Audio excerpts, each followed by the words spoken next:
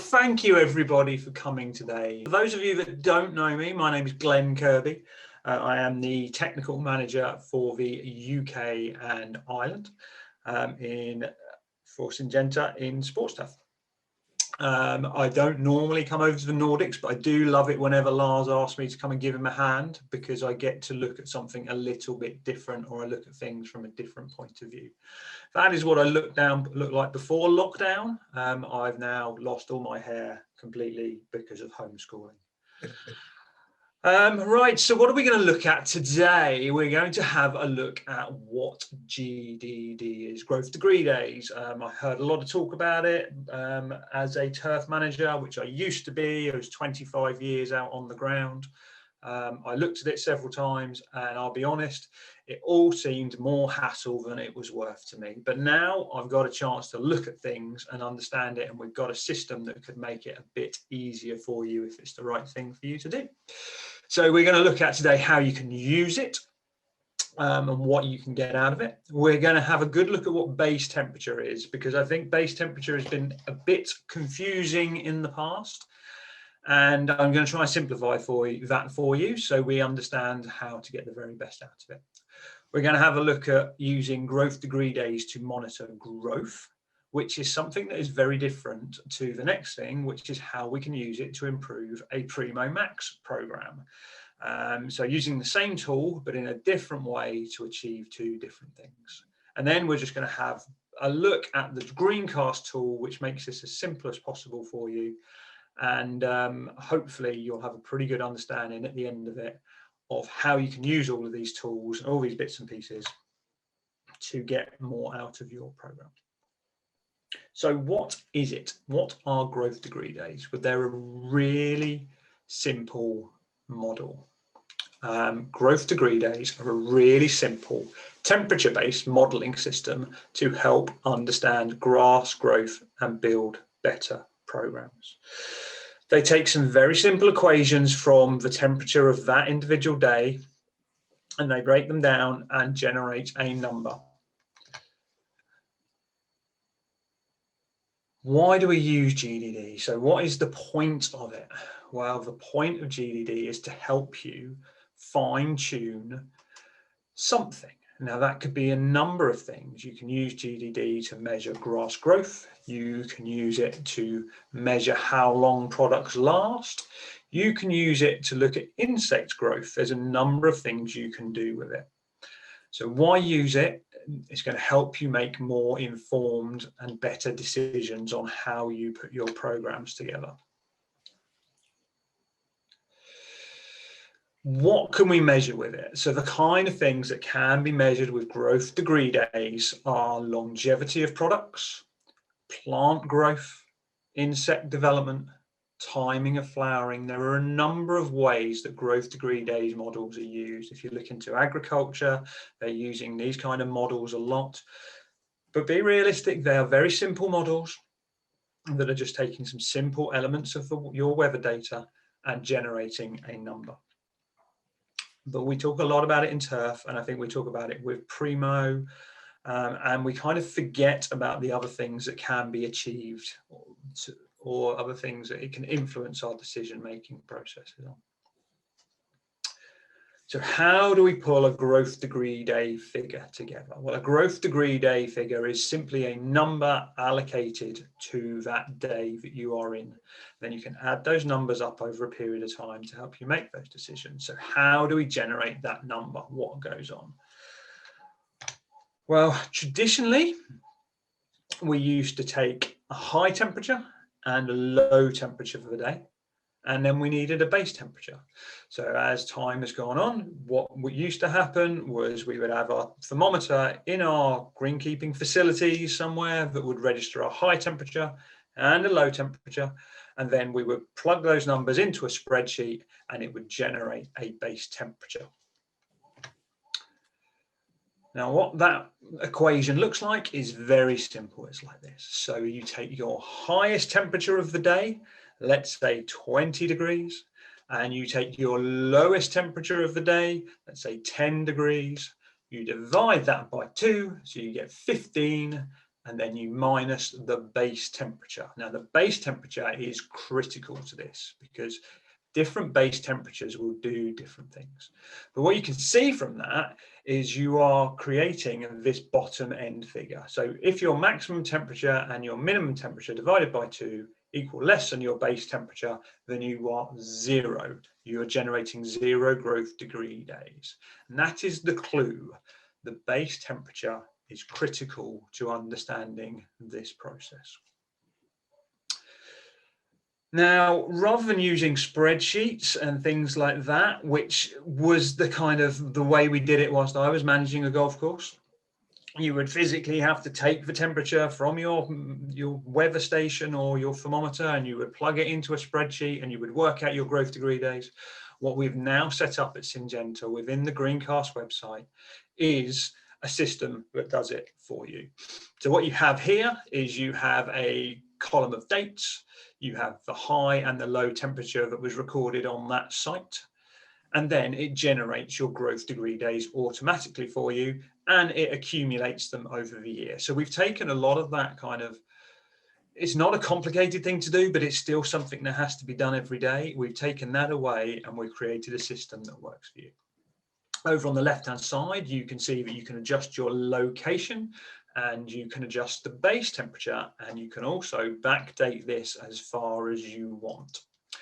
There are some other opportunities in there that I'll discuss a little bit later, but this will generate your daily growth degree days. This will generate that figure for you. And this is interesting because if you look at Istad here in Sweden, which is why I quite like doing these things, to get to look at some different areas of the world that I wouldn't normally focus on, you can see during this period when I put this presentation together, we were generating no daily growth degree days. There was nothing going on. It was too cold for anything to happen.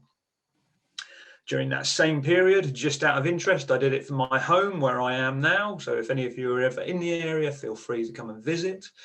And you can see through that same period, we were generating some different growth degree days. We had a different temperature range there. We were still hitting some cold days where we were hitting -4.5, but equally we were jumping in and out of some warmer temperatures where we had kind of 12 degrees, maximum 10 degrees overnight.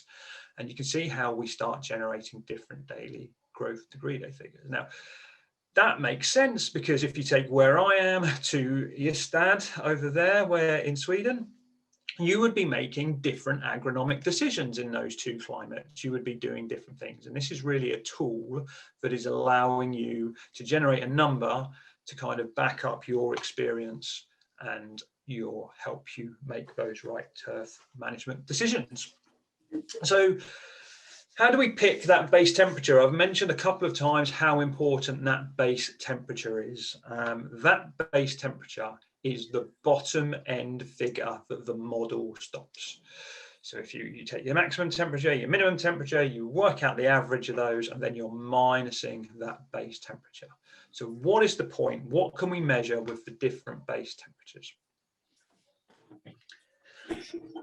So what you want to then do is you take away that base temperature from that equation. So if grass growth stops at 6 degrees, then 6 degrees is your base temperature. So if you are trying to measure grass growth, then you should use 6 degrees as a base temperature.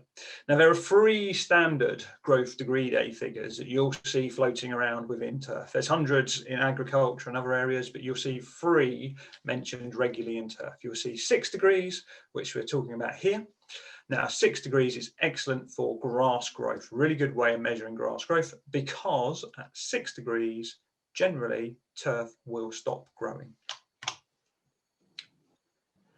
10 degrees is the other one you'll see mentioned quite a lot, and it gets quite confusing because when you start looking at reading these literary reviews, or you start reading reports from over in America about base temperatures and GDD models, you'll see some of them using 10 degrees.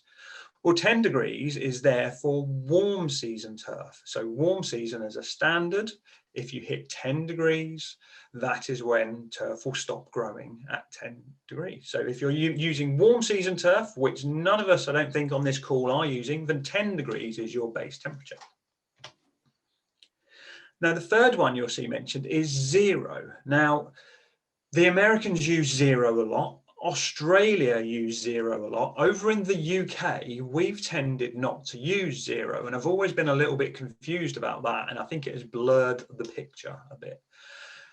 But the more I look at it, the more I think zero is the right thing to use when we're looking at growth degree day programs, because if we're trying to measure the longevity of a product, that product will probably degrade all the way down to zero.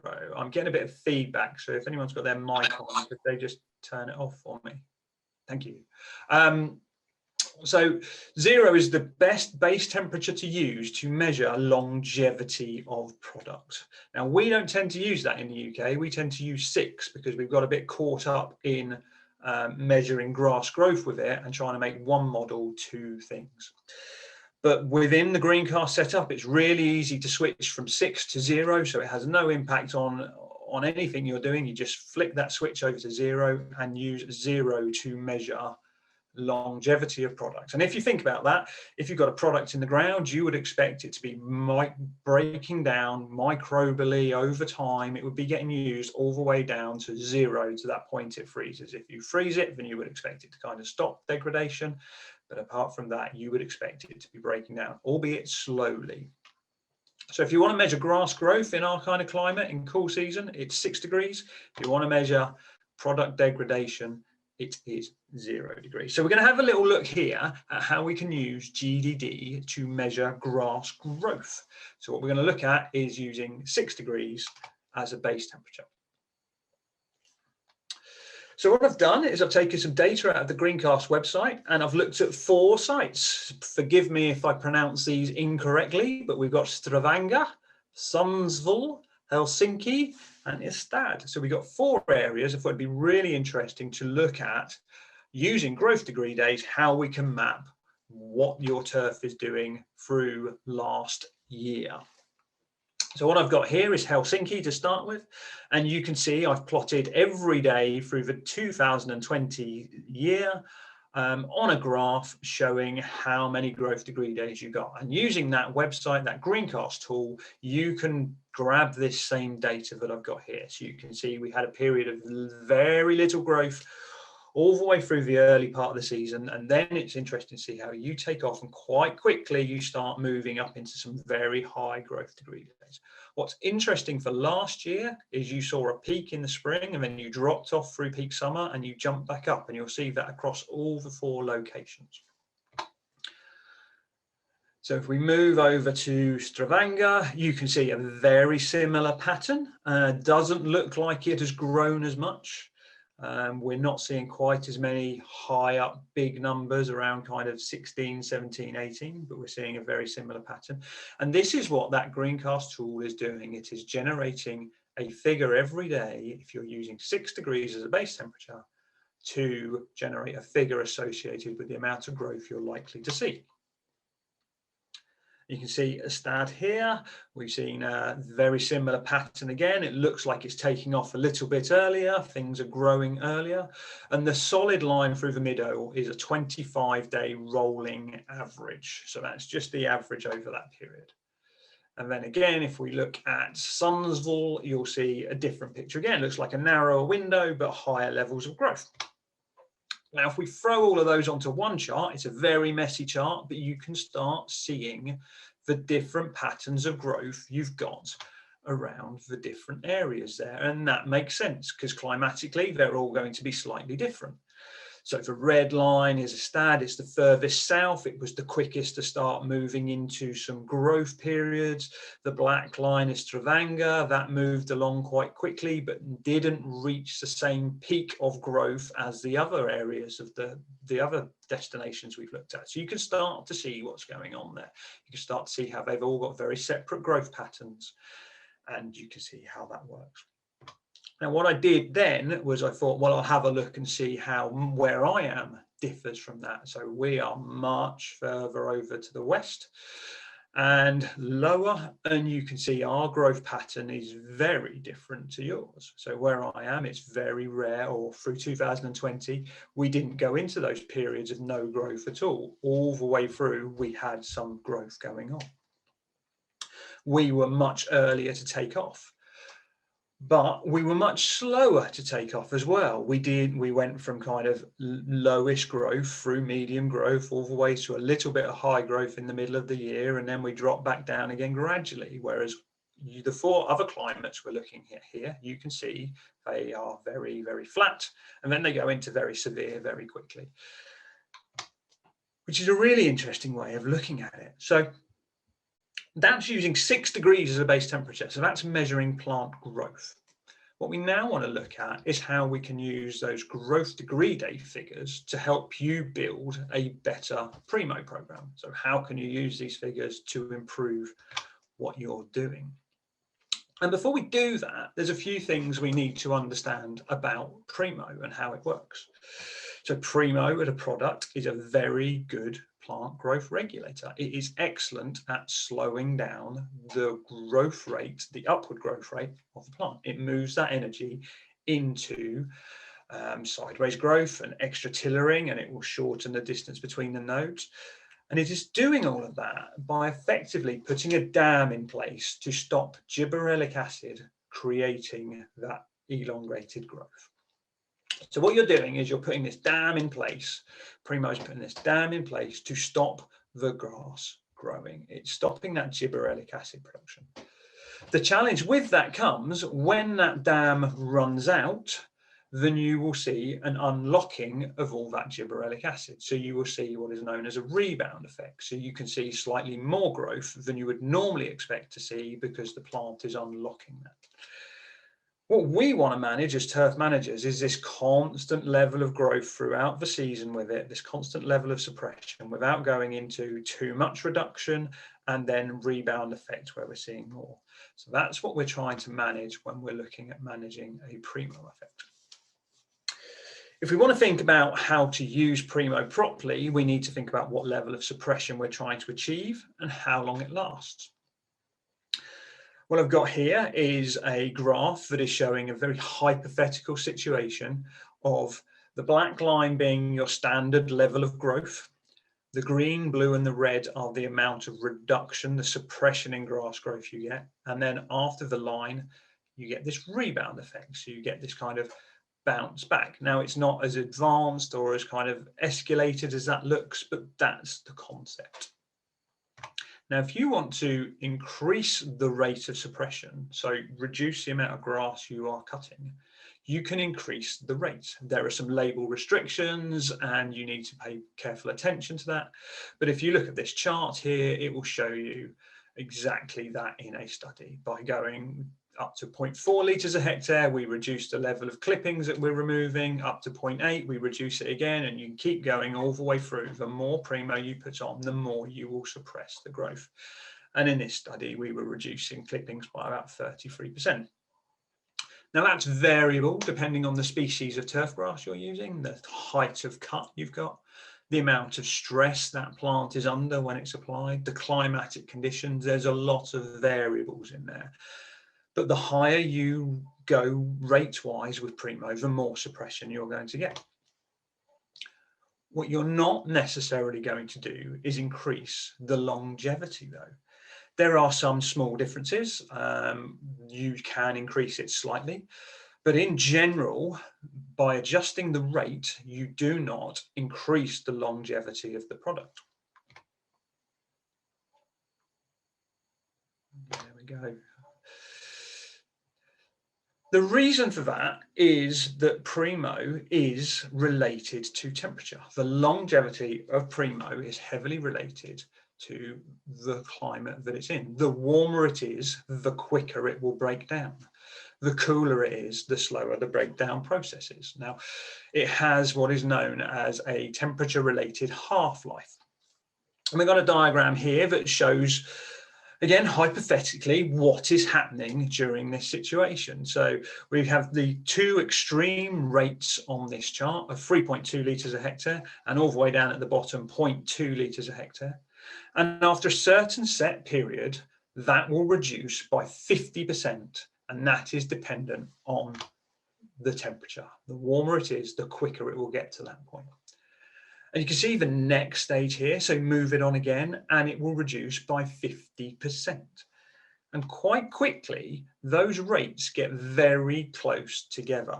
So the difference later on in its life cycle is very little compared to the rate. So when you're looking at your rates and you're kind of looking at a green type situation where you might be 0.2 litres a hectare or you might be 0.4 litres a hectare, there is very little difference longevity wise between those two rates. There'll be a subtle difference, but it's very little. There may well be a difference between 0.2 litres a hectare and 3.2 litres a hectare, but you'll be very rarely in a situation where you'll be going with one or the other of those two rates. You'll either be up around kind of 3.2 or 2.5, or you'll be down at the kind of 0.2, 0.4, depending on what you're trying to achieve.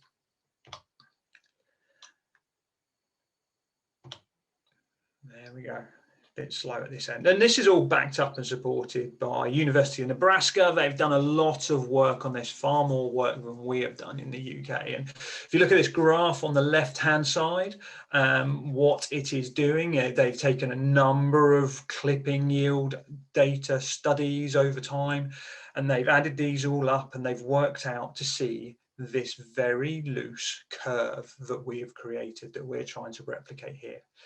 So what we're trying to do is we're trying to get in there and apply our Primo before we get into this point where you see this aggressive rebound effect, this regrowth. Now, don't get too worried about the rebound effect. It's very different for every situation. Some places learn to try almost to use it to their advantage.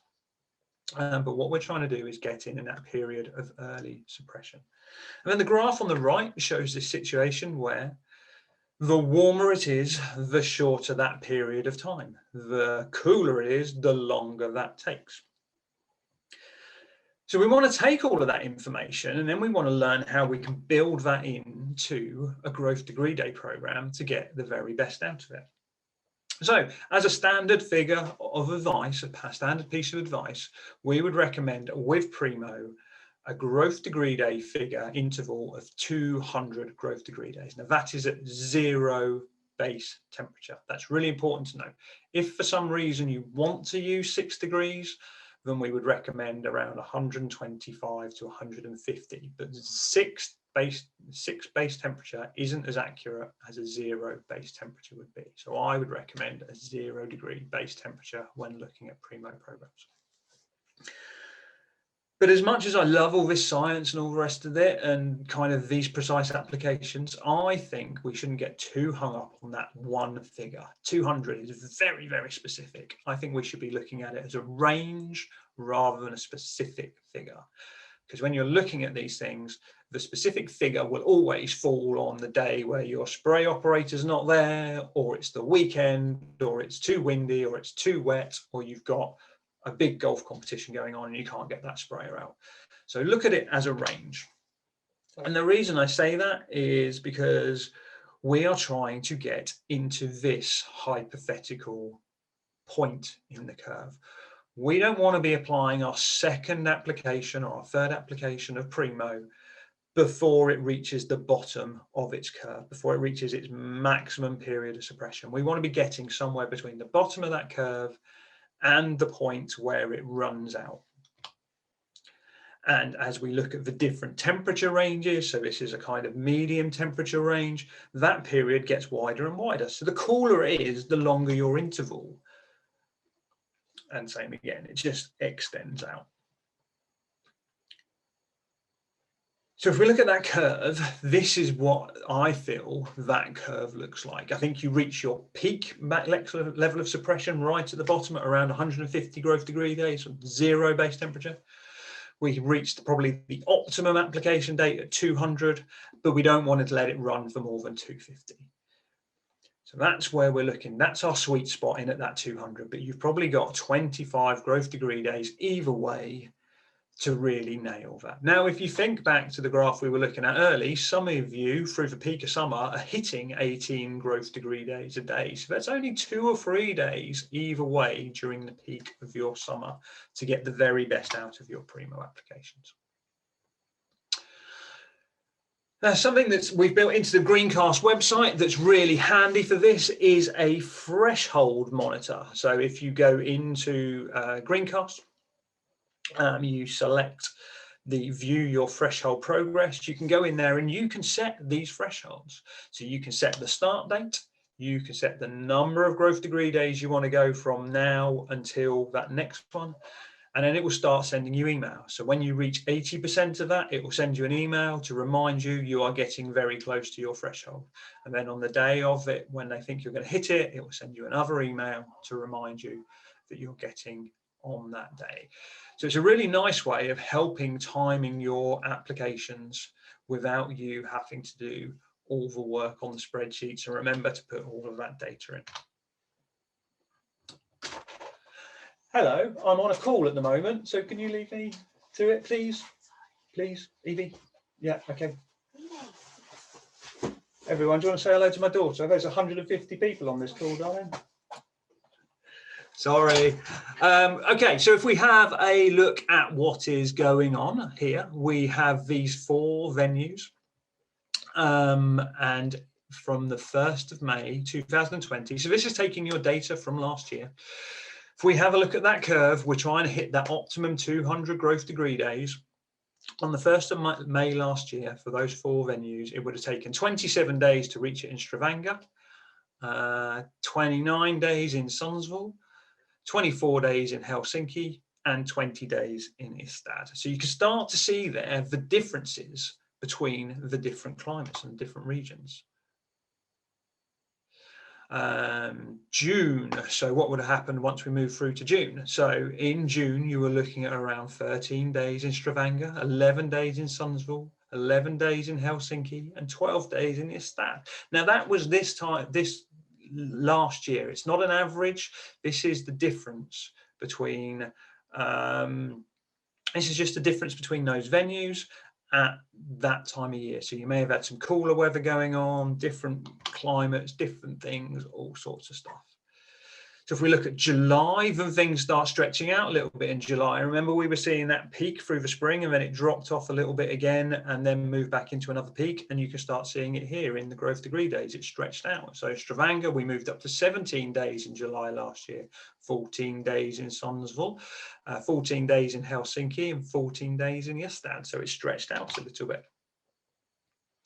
If we go to August, and we came back in again because the temperature warmed up, we were back in a warmer situation. So you were around 12, 13 days across the 4 venues.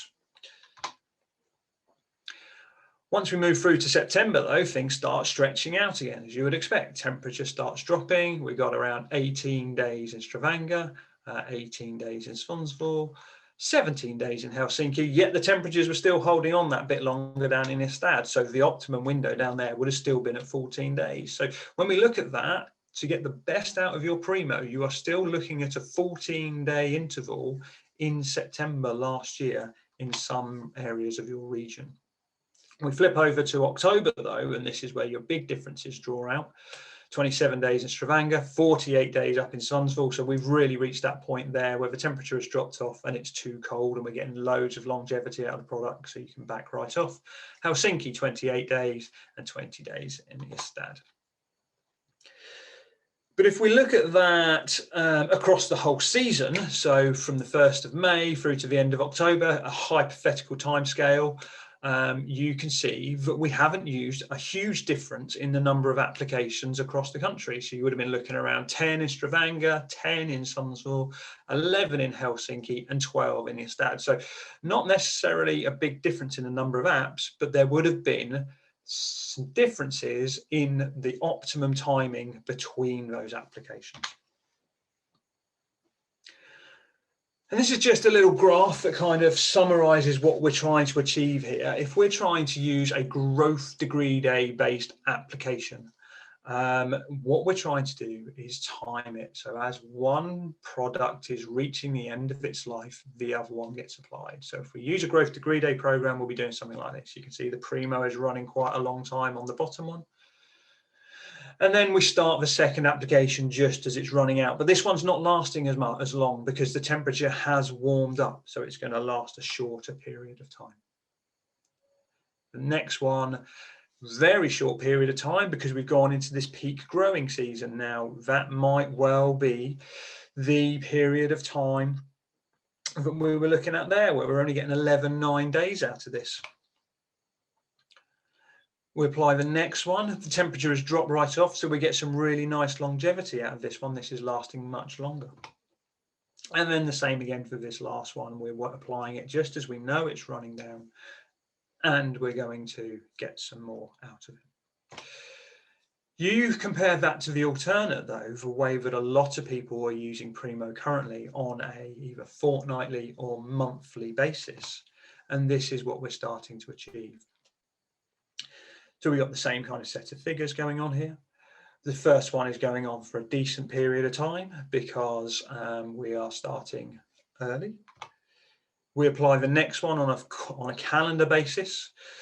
What we're doing there, though, is we're overlapping the two. So once we've overlapped those two products, what we're going to get is twice as much suppression. So we're going through a cool period of the year where we're probably trying to encourage some growth. And what we've done is we've double suppressed it with Primo. And both of those are now going to run out at about the same time. They're going to be very close to each other when they run out. So we're going to see twice as much rebound. So we're going to see extra levels of suppression going on. And then all of a sudden, extra levels of rebound coming out the other side. So at a time when we're trying to achieve consistent growth, what we're doing is we're making things worse. The next one has gone on another 2-week basis, but we've come out of the suppression from the last one. And then we've got a big gap, and then we're going to try and get it back under control again. We look another 2 weeks down the line, and we've left this big gap again. So we've come out of suppression. We've got this rebound effect going on, which will be variable depending on a number of different circumstances. For some, it will be more than others, before we try and go back into suppression.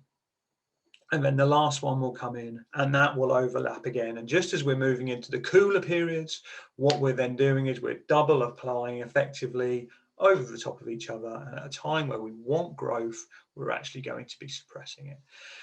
So when we're looking at Primo and what we're trying to do with controlling growth, elongating or shortening the rates depending on the temperature is really important to getting the very best out of it.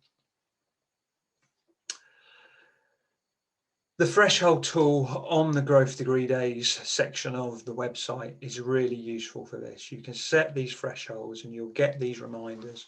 You can ask whether it just repeats itself once you hit it, or you can go in and reset them. And it's a really nice way of giving you a guide to better time these applications.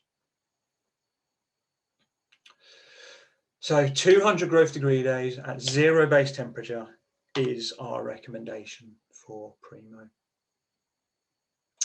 So hopefully this screen is very slow. On the back of today, I hope I haven't gone on too long. It's a very complex subject that doesn't need to be as complex as some people make out. Hopefully you'll understand what growth degree days is. A really simple model of today's average temperature minus the base temperature. How can you use it? Well, you can use growth degree days on a number of different ways, depending on what base temperature you select in that box. So if you want to measure grass growth, have a look at 6. And that gives you a really good indication of what's going on with grass growth. If you want to measure longevity of product, then use 0. And then you can start looking at what period of time you think you're going to get out of it. What base temperature can you use? Like I say, 0 is great for measuring product. 6 is great for measuring turf. I wouldn't recommend trying to mix the two up. It's so simple within that Greencast website. You can go and do that really easily now. You can use it to monitor growth. Hopefully you'll have a good idea. You can go in and you can look at that, and you can look at historic records to see when things started happening, when they started dropping off over the years. All really useful information. Hopefully you've got a better idea of how to understand and improve your Primo Max program. If you're looking at growth regulation, in my opinion, it's really important to get as consistent a level of suppression throughout the year. By using growth degree days, you can work to getting much closer towards that. Don't get too hung up on the exact number. You've got a range either side, but remember, the warmer it is, the shorter that range becomes, because those growth degree day figures, they're mounting up on a daily basis. You don't necessarily use more primo, you just use it in a much more effective and efficient manner. And hopefully I've given you a bit of an insight on how to use that GDD tool. Best way is to simply go in and play. I've got all sorts of thresholds in there. You can put a few of them in there, call them something, have a play, have a look and see what you can do with it. That's pretty much me summarised. I see there's a few questions come in, so hopefully me and Lars can have a bit of discussion about some of those. GDD is a big subject. It is quite complex, but it doesn't need to be. It's quite simple. Once we go to that next level of understanding and wanting to fine tune it, I generally learn more from the people that are using it than they do from me. What I can do is understand the basics, but use it, play with it, see what works for you on your site, and we can get that dialed in and you can find something that works for you. If you want to get in contact with me, then there's my email address on the screen, my Twitter handle's on there. The Syngenta UK Twitter handle is on there. I should have put Lars's on there as well. Sorry, Lars. There's Greencast Advisory. I do a blog which is under the Greencast Advisory Turf Management blog headline. Come in and find us. Thanks, Glenn. Thank you very much, Glenn. Really, really good. I hope a lot of you guys got a lot of clarity of the growing degree days, and hopefully understand it more. And hopefully you will also spend some time on greencast.se and play around a little bit with it, understand it a bit, and then maybe you can start off and use it the coming year or so, coming season.